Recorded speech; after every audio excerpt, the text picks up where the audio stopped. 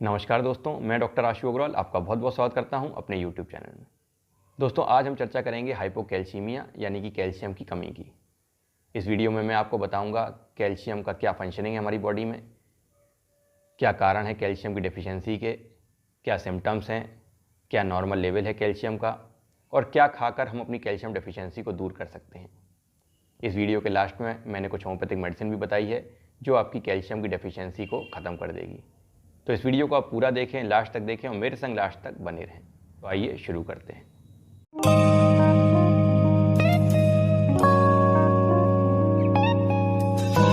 दोस्तों, शुरू करने से पहले मैं आपको याद दिला दूं कि अगर आप मेरे चैनल पर नए हैं, पहली बार मेरा वीडियो देख रहे हैं, तो मेरे चैनल को सब्सक्राइब करें और बेल आइकन जरूर दबाएं ताकि आगे आने वाली वीडियोस के न्यू नोटिफिकेशन आपको बराबर मिलते रहें। तो आइए शुरू करते हैं। सबसे पहले जान लेते हैं कैल्शियम की क्या फंक्शनिंग है हमारी बॉडी में, नॉर्मल कंडीशन में कैल्शियम क्या वर्क करता है।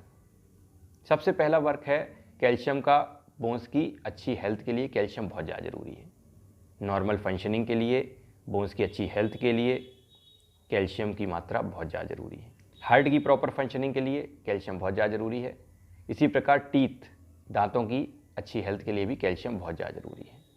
लेडीज़ में पीरियड्स की प्रॉब्लम ना हो, इसके लिए कैल्शियम बहुत ज़्यादा ज़रूरी है। मेनोपॉज के टाइम पे कैल्शियम की बहुत ज़्यादा ज़रूरत पड़ती है लेडीज़ को। इसी प्रकार लैक्टेटिंग मदर्स में भी कैल्शियम की बहुत ज़्यादा रिक्वायरमेंट होती है, कैल्शियम की डेफिशिएंसी होने लगती है। तो वो कैल्शियम की डेफिशिएंसी माँ को ना हो और बच्चे को ना हो तो कैल्शियम बहुत ज़्यादा ज़रूरी है। इसी प्रकार मेल्स में नॉर्मल वर्किंग के लिए, शरीर की हेल्थ के लिए, नॉर्मल फिजिकल वर्क के लिए कैल्शियम बहुत ज़्यादा ज़रूरी है।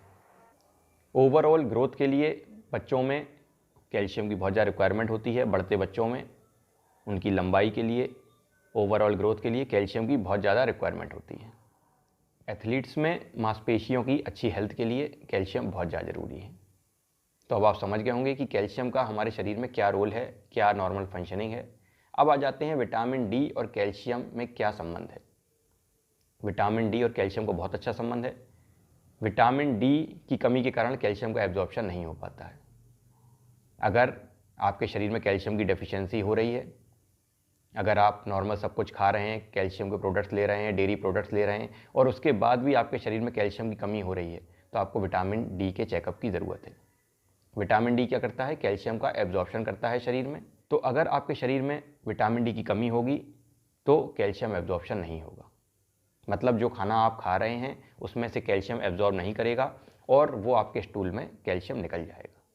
तो इसलिए अगर आप में कैल्शियम की डेफिशिएंसी है तो आपको कैल्शियम और विटामिन डी दोनों के टेस्ट कराने पड़ेंगे। अब आप समझ गए होंगे कि कैल्शियम और विटामिन डी में क्या संबंध है। बोन्स की अच्छी हेल्थ के लिए जिस तरह कैल्शियम की ज़रूरत है, उसी प्रकार विटामिन डी की भी ज़रूरत है। इसके लिए मैंने विटामिन डी का एक अलग वीडियो डाल रखा है, उसको आप देख लीजिएगा। उससे आपको समझ में आ जाएगा कि विटामिन डी का क्या रोल है हमारे शरीर। अब आ जाते हैं कैल्शियम की कमी के कारणों की ओर। क्या कॉजेज़ हैं, किस कारण से कैल्शियम की कमी हो जाती है शरीर में। सबसे पहला कारण, जैसा कि मैंने आपको बताया, कि विटामिन डी की कमी के कारण कैल्शियम की डेफिशिएंसी हो जाती है। अगर आपके शरीर में विटामिन डी का लेवल लो है तो कैल्शियम एब्जॉर्ब नहीं होगा और आपके शरीर में कैल्शियम की डेफिशिएंसी हो जाएगी। तो ये हुआ पहला कारण। अगला कारण है जेनेटिकली ट्रांसफ़र। अगर पेरेंट्स में कैल्शियम की डेफिशिएंसी होती है तो कई बार बच्चों में कैल्शियम की डेफिशिएंसी पाई जाती है। तीसरा कारण है न्यूट्रिशनल डेफिशिएंसी। अगर आपका कैल्शियम का इंटेक बहुत कम है, आप डेयरी प्रोडक्ट्स नहीं खा रहे हैं, आपका फूड जो है वो कैल्शियम रिच नहीं है, तो आप में कैल्शियम की डेफिशिएंसी हो जाएगी। इसी प्रकार कुछ फिजियोलॉजिकल कंडीशन है, उसमें भी कैल्शियम की डेफिशिएंसी हो जाती है। जैसे कि लैक्टेटिंग मदर्स में कैल्शियम की डेफिशिएंसी पाई जाती है और उन्हें अलग से कैल्शियम की टैबलेट लेनी पड़ती है। इसी प्रकार मेनोपॉजल एज में लेडीज़ को कैल्शियम कमी होने लगती है। ओल्ड एज में कैल्शियम की डेफिशिएंसी होने लगती है। बढ़ते बच्चों में कैल्शियम की डेफिशिएंसी होने लगती है। तो ये सब फिजियोलॉजिकल कंडीशंस हैं। इसी प्रकार एथलीट्स में भी आपने देखा होगा बहुत ज़्यादा कैल्शियम की रिक्वायरमेंट होती है। तो ये सब फिजियोलॉजिकल कंडीशंस हैं जिनमें कैल्शियम का इंटेक बढ़ाना पड़ता है, कैल्शियम रिच फूड लेना पड़ता है, कैल्शियम सप्लीमेंट लेना पड़ता है। अगला कारण है पेट की कुछ बीमारियाँ। पेट की कुछ बीमारियों में अक्सर कैल्शियम कमी होने लगती है, जैसे कि IBS की प्रॉब्लम में या क्रोहन्स डिसीज़ में या इंटेस्टाइनल ट्यूबरकुलोसिस में, जहाँ पे कैल्शियम एब्जॉर्ब ही नहीं हो पाता आंतों से। तो ऐसी कुछ बीमारियाँ हैं जिनमें कैल्शियम की डेफिशिएंसी होने लगती है। तो ये हुए कैल्शियम की डेफिशिएंसी के कुछ कारण। किस वजह से नॉर्मल ह्यूमन बीइंग में कैल्शियम की डेफिशिएंसी हो जाती है। अब आ जाते हैं इसके नॉर्मल लेवल पे। क्या नॉर्मल वैल्यूज़ हैं कैल्शियम की? 8.8 टू 10.7 मिलीग्राम पर DL, ये इसकी नॉर्मल वैल्यू है जो हमारे ब्लड में सीरम कैल्शियम की वैल्यू होनी चाहिए। कैसे पता लगेगी आपको? क्या जांच कराएंगे आप? अगर आप अपने शरीर में कैल्शियम की जांच कराना चाहते हैं तो आप ब्लड से इसका सैंपल दे सकते हैं, सीरम कैल्शियम की जांच करा सकते हैं। और अगर आपका लेवल 8.8 से 10.7 के बीच है तो आपको कोई प्रॉब्लम नहीं है, लेकिन अगर आपका लेवल 8.8 मिलीग्राम पर DL से कम है तो आपको हाइपोकैल्सीमिया की शिकायत है और आपको अपना कैल्शियम इंटेक बढ़ाना पड़ सकता है। अब आ जाते हैं इसके लक्षणों पे। क्या लक्षण हैं कैल्शियम की डेफिशिएंसी के, जिसको देखकर आप पहचान सकते हैं कि आपको कैल्शियम की डेफिशिएंसी हो रही है? सबसे पहला लक्षण है हड्डियों में दर्द, जॉइंट पेन।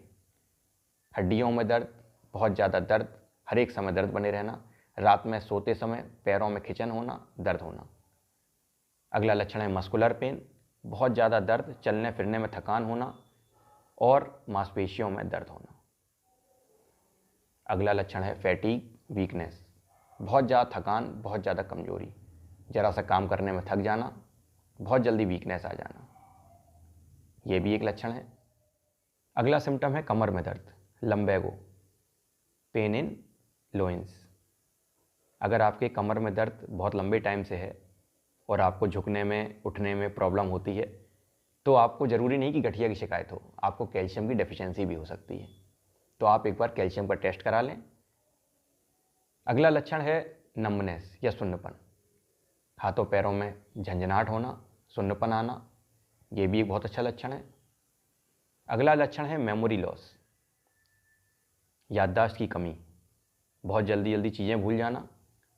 इसी प्रकार अगर आप कंसंट्रेट नहीं कर पा रहे हैं अपने वर्क पे तो भी आप में कैल्शियम की डेफिशिएंसी हो सकती है। अगला लक्षण है हेलुसिनेशन, मति भ्रम, डिप्रेशन। इस तरह के लक्षण अगर आपको देखने में आए तो आप कैल्शियम का टेस्ट करा सकते हैं।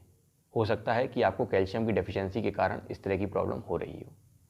अगला लक्षण है मसल क्रैम्प। मसल क्रैम्प, नसें चढ़ जाना, नसों का रह जाना, मसल क्रैम्प भी बहुत अच्छा लक्षण है। इस तरह के सिम्टम्स दिखने पर तुरंत अपने फिजिशियन से संपर्क करें और उनसे राय लें और अपना सीरम कैल्शियम लेवल ज़रूर चेक कराएं। और अगर आपका कैल्शियम लेवल लो निकलता है तो विटामिन डी का चेकअप भी ज़रूर कराएं। इसको बिल्कुल भी इग्नोर ना करें। अगर आप मुझसे राय लेना चाहते हैं, ऑनलाइन कंसल्टेशन लेना चाहते हैं तो मेरा नंबर व्हाट्सएप पर दिया हुआ है, इस पर आप मैसेज कर सकते हैं, मुझसे ऑनलाइन कंसल्टेशन ले सकते हैं या आप अपने आसपास किसी भी फिजिशियन से इस बारे में संपर्क कर सकते हैं। अब आ जाते हैं इसकी होम्योपैथिक ट्रीटमेंट पे।